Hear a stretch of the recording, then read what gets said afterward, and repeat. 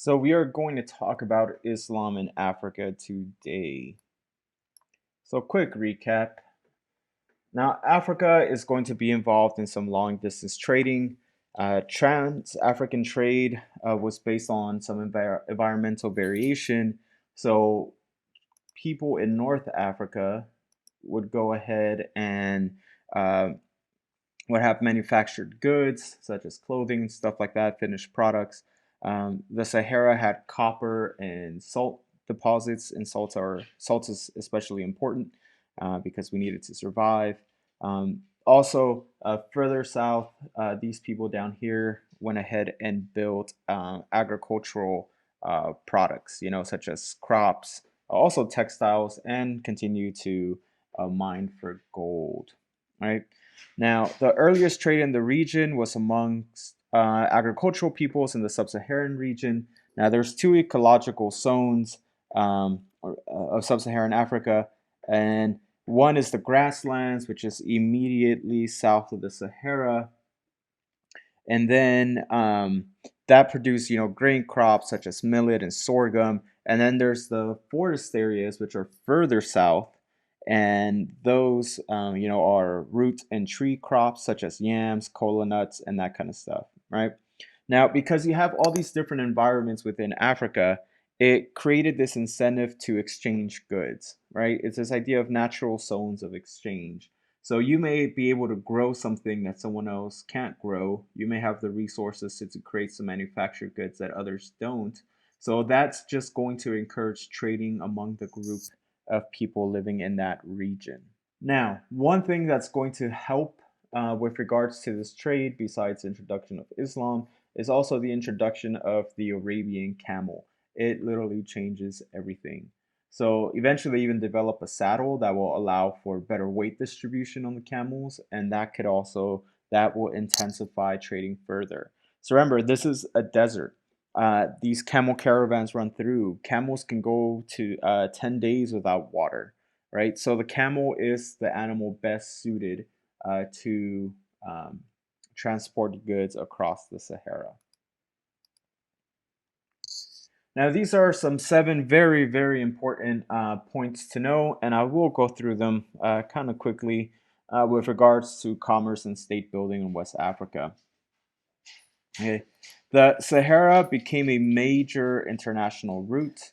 So caravans traveled the desert for over 1,000 years, right? So again, this trade had always kind of been there. It had continued, and it just developed for a very long time.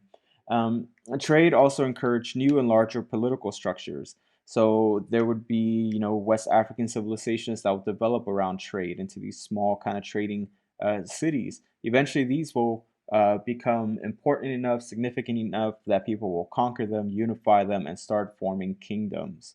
So you'll have this series of states in Western and Central Sudan between 600 and 1600. Ghana is one of the more important ones. Mali is also important, Songay, and a lot of these trading towns. You'll also have many independent city states that are created by Hausa speaking people in northern Nigeria region. So, again, West Africa. You're gonna have Bantu people, Hausa people.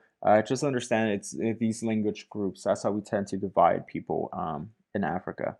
So um, you will also have this flourishing herbal and commercial culture that starts in the 11th century.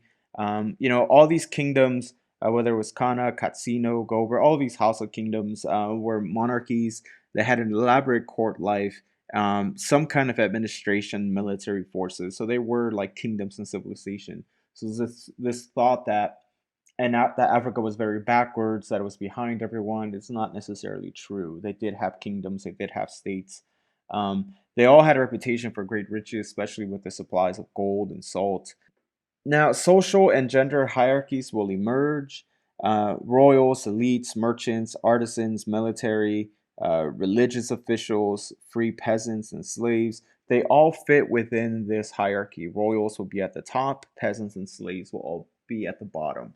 So, whenever we see a sedentary agricultural society develop, you're also going to develop this social hierarchy, this social pyramid where the poor and the peasants are usually all the way at the bottom, and the rich and the elites, the most powerful, will be at the top of the pyramid, right? Um, Most rulers, merchants, and public officials were male. Now, as these states develop, that's going to also lead to a change because before you have matrilineal patterns, which is inheritance is passed down through the mother, and that's very reasonable to understand.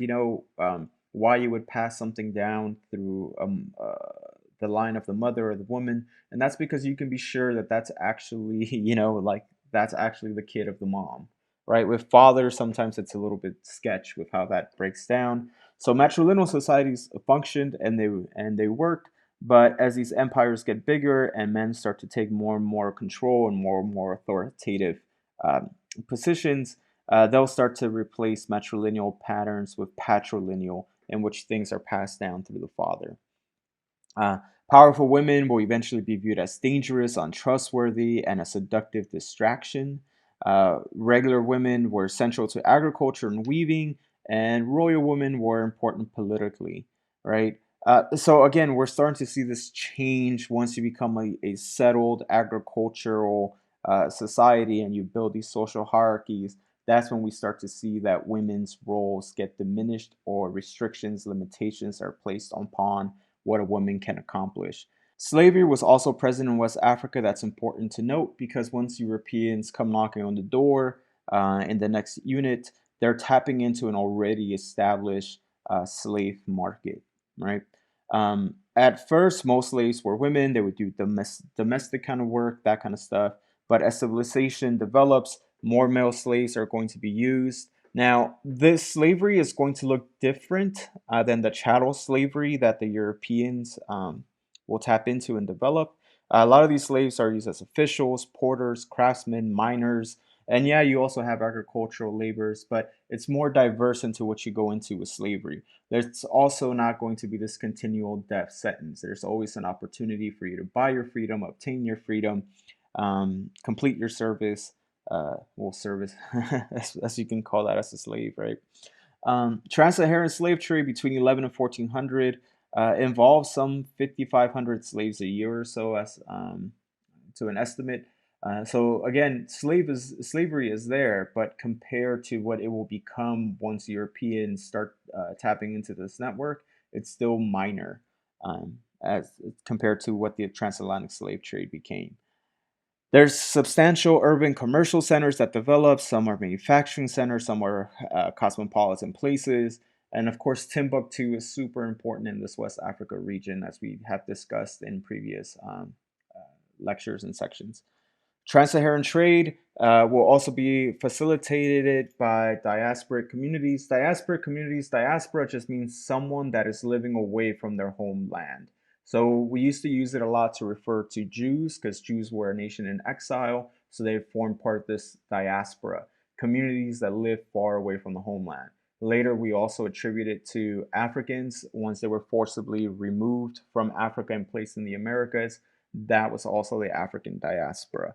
So there's these diaspora communities where merchants go and live along the trans-Saharan trade network away from their homeland and to facilitate trade as well. Okay, so it's important to keep track of all these state building factors.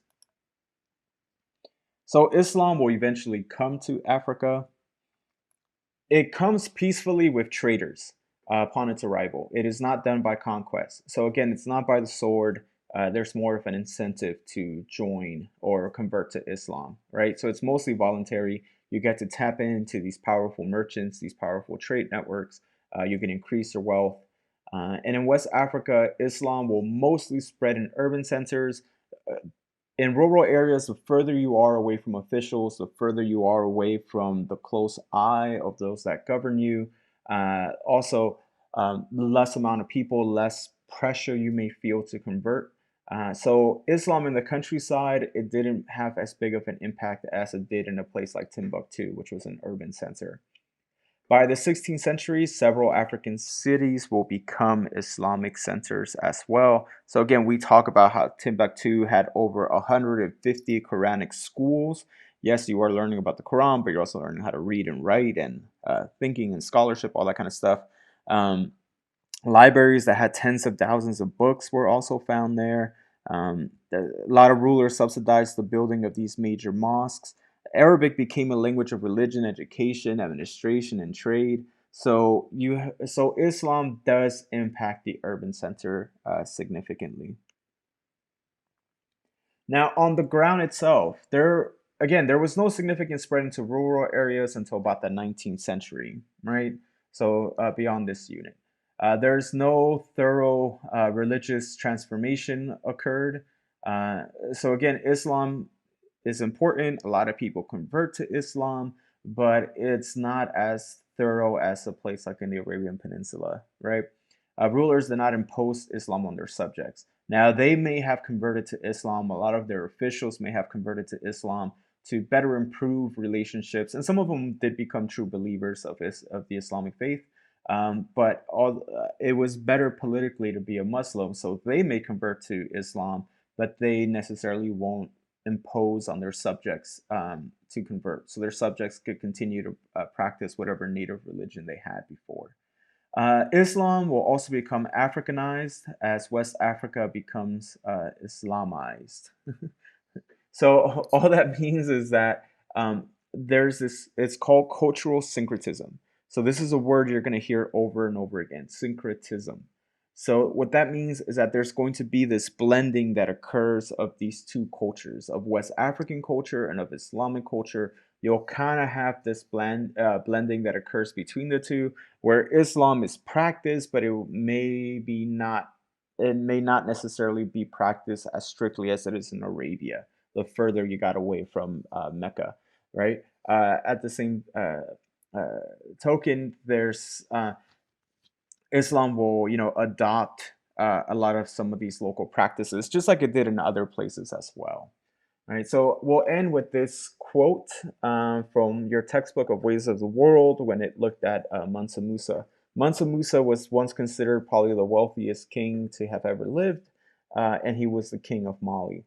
And the quote reads, "In Cairo, Mansa Musa displayed both his pride and his ignorance of Islamic law. Invited to see the Sultan of Egypt, he was initially reluctant because of a protocol requirement to kiss the ground in the Sultan's hand. He consented only when he was persuaded that he was really prostrating before God, not the Sultan. And in conversation with learned clerics, Mansa Musa was surprised to learn that Muslim rulers were not allowed to take the beautiful unmarried women of their realm as concubines. He quickly committed himself to abandoning the practice." So again, here we have someone who went on this Hajj, on this pilgrimage to Mecca, as he's required to do, someone who converted to Islam because of all the connections it brought him, and he was also a devout Muslim. He truly believed in the faith. However, because West Africa and Mali was further away from Mecca because Islam arrived there significantly later. We start to see that Islam is not necessarily practiced exactly as it is the closer you get to Mecca. So even among the rulers, there's still some differences, right? Or there's still maybe some ignorance to what the faith actually is, but there's still enough incentive for someone like him to go ahead and convert to the faith and become a devout follower. So this shows you kind of how Islam spreads through Africa, that it spreads because it's important, because it's beneficial, but it's also not uniform the way it spreads. It's also not adopted wholly. And the further you get away from Mecca, the more differences you are going to see in the way that Islam is practiced, as we shall see when we look at a source from Ibn Battuta. So that was it for Islam in Africa. And until next time.